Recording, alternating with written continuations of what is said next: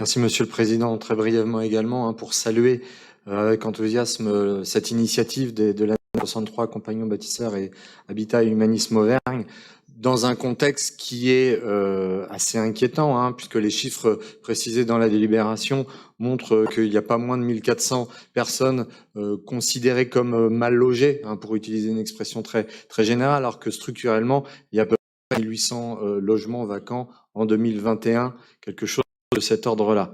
Nous devons donc, et c'est le sens de l'intervention d'Odile Vignal précédemment, renforcer notre action, nos actions contre la vacance des logements, qui sont une des solutions, bien pas la seule, mais une des solutions permettant de lutter contre les problèmes de logement.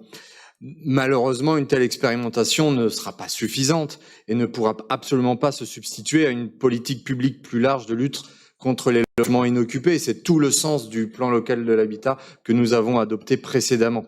Et je tenais, au nom des élus Génération, à insister sur le fait que c'est bien avant tout aux acteurs publics de se saisir de ces problématiques et en premier lieu à l'État, qui, comme souvent, ne font pas en la matière les efforts attendus compte tenu de ses compétences et ses capacités à agir. Alors bien entendu, la métropole a son rôle à jouer et nous tentons de le jouer.